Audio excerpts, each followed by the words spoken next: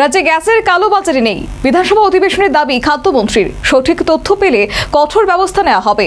সুশান্ত চৌধুরীর জোরালো বার্তা। পঞ্চম দিনের বাজেট অধিবেশনে জনস্বার্থ বিষয়ক প্রশ্নে আলোচনার জোর।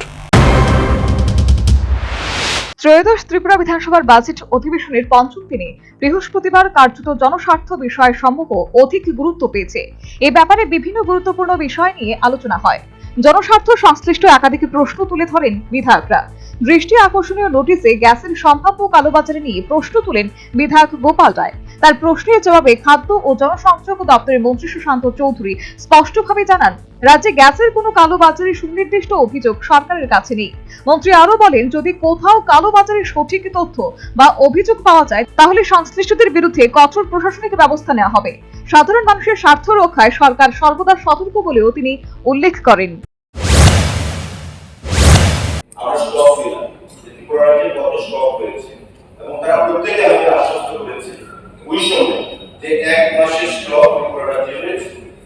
পরবর্তী সময় মাননীয় বিরোধী দল নেতা আমাকে ফোনের মাধ্যমে উচ্চনগরের একটা বিষয় নিয়ে বলেছেন যে এখানে জরিং আন্দোলনের ডেট হচ্ছে, তাই কালোবাজারি হতে শুরু হতে পারে।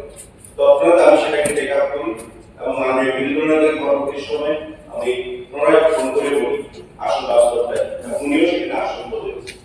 হঠাৎ করে গোপালগঞ্জ থেকে কালোবাজারির কথা আনলেন বা মূল্য বৃদ্ধির কথা আনলেন, আমাদের বোধগম্য সেটা হচ্ছে না। যদি স্পেসিফিক কোনো উদাহরণ থাকে আপনি বলুন, কোনো রিলেশন থাকে, department will take action. Please আমি স্যার কালোবাজারি সম্বন্ধে এদিন অধিবেশনে 2026-27 অর্থবর্ষের বাজেট নিয়েও বিস্তারিত আলোচনা হয়। রাজ্যের উন্নয়ন, অবকাঠামো বৃদ্ধি এবং সামাজিক সুরক্ষা প্রকল্প নিয়ে সরকারের পক্ষ থেকে তাদের পরিকল্পনার কথা তুলে ধরেন।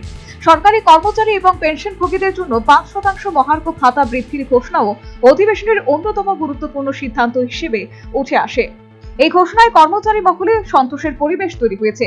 এদিন অধিবেশনে বিভিন্ন দপ্তরের কাজের অগ্রগতি নিয়েও পর্যালোচনা করা হয়।